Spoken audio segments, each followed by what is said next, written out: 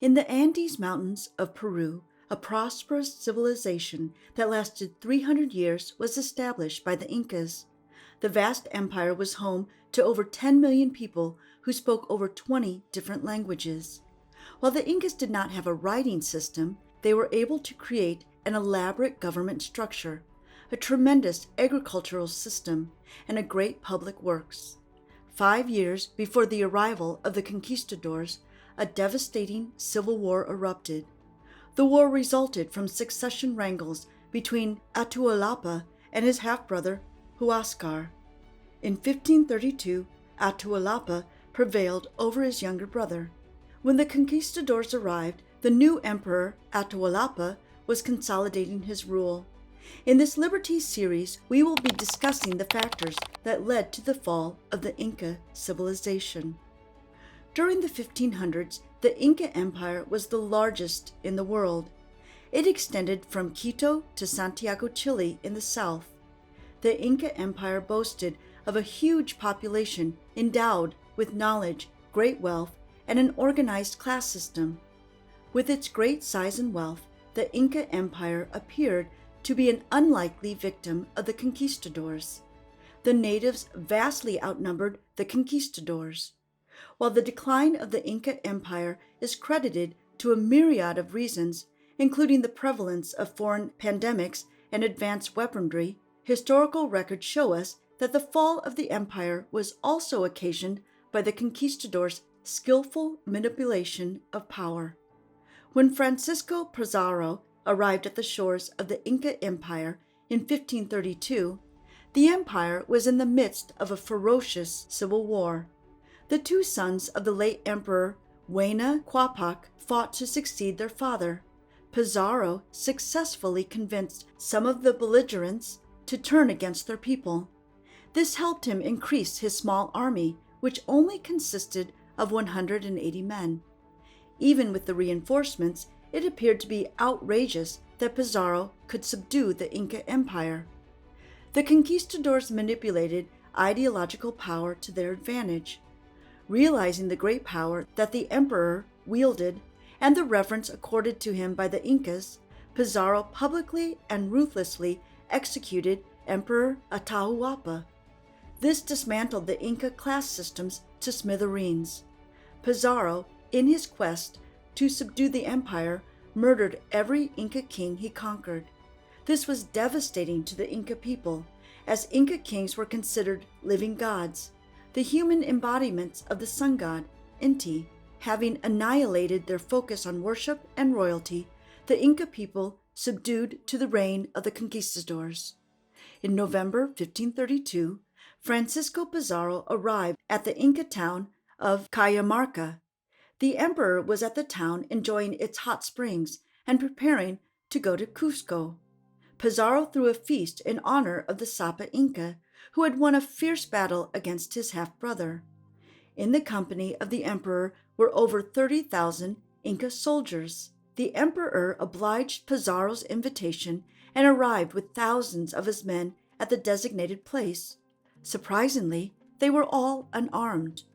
The emperor had nothing to fear about 180 men.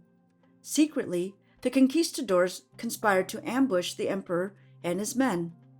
During the meeting, Pizarro, through a priest, asked the emperor to accept the sovereignty of Emperor Charles V and the Christian religion. The emperor was outraged by the request, and he flung a Bible down in ire. Immediately, Pizarro ordered his men to launch an attack, and the Inca emperor was taken hostage. The battle that ensued saw the slaughter of thousands of Inca soldiers under Spanish guns, artillery, and cavalry. Emperor Atahuallapa offered the conquistadors a tremendous amount of gold in return for his release. According to historical records, over 24 tons of silver and gold were offered to the Spaniards. This could be the highest ransom ever paid for anyone in history. Despite receiving the ransom, Pizarro did not intend to release the emperor. The conquest of the Inca Empire lasted over 40 years. Together with some Inca allies, the conquistadors lay to waste the largest empire in the world. One of the most infamous battles between the conquistadors and the natives was the Battle of Cajamarca, where Francisco Pizarro publicly strangled the emperor. After the demise of Emperor Atahuallapa, the Spaniards installed a puppet emperor, Manco Inca. Manco Inca ruled until 1544, when he was killed during an uprising against the Spaniards. The Spaniards surpassed the Incas because of their advanced tactics and weaponry.